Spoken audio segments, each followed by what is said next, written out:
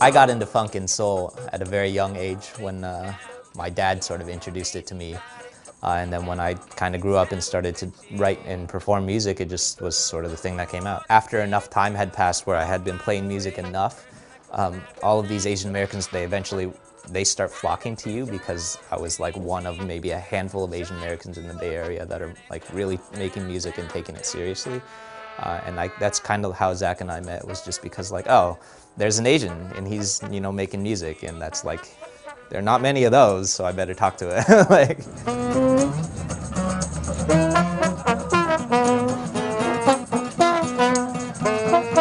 Zach and I met, it was right before I went on our first tour to South by Southwest with my other band, which is kind of an indie rock band. It's really heavy into songwriting. And we had gone to South by Southwest. It did not go well at all. Getting back from that festival, and it was right around the time that I had met Zach, and I had told him, it was like, well, I kind of want to start a band that's like this, you know, what if we start a funk band that can have success at South by Southwest? We wanted to be a band that could grab people's attention, that could make people move, and that's what started with it. Now, again, our musical tastes that combined also meant for that to happen. You know, we were really, really into like soul music and funk music, and we were just like, you know what, let's just write stuff like this. We like Marvin Gaye, we like Stevie Wonder, let's just do it. Make it funky now.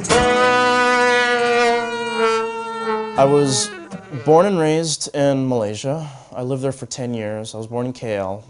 And then a big significant move in my life was when I moved overseas to Shanghai. That's kind of my adolescent years, so I think of it as the place I'm from because so much of my identity has been carved from that.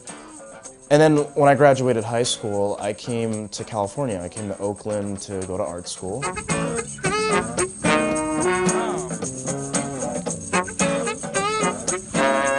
I was born and raised here, right here in the Bay Area, actually. I was born and raised just north of here in Novato, California. You know, most of the showcases in the Bay Area are not showing Asian American bands. You're like, you know, I don't want to name names, but most of the festivals in the Bay Area do not show people of color. Most of it are predominantly white, or it's probably 90% white.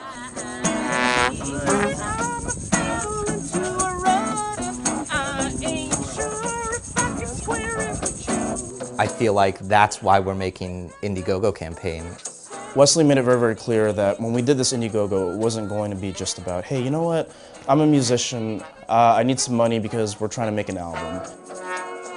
I would ultimately hope to take the music industry to a point where we don't have to make an Indiegogo campaign and we can just play those festivals, you know. 1, 2, 3.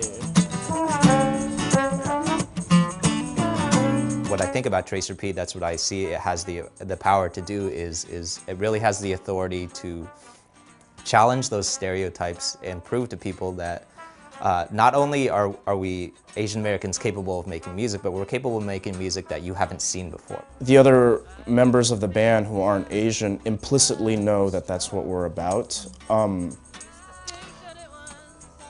It's funny because I actually never really asked them about it. Keep me close, keep me square, keep me from running myself off the edge. So I think when a lot of the non-Asian musicians play in this band and know that we play a lot of Asian American empowerment festivals and we're about that, I don't necessarily think it detracts from the fact that, hey, you're just playing in a great funk band.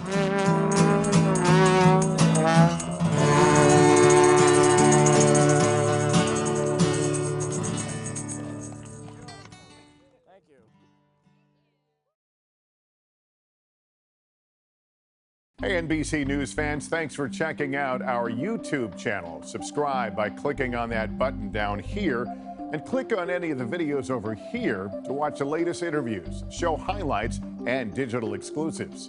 Thanks for watching.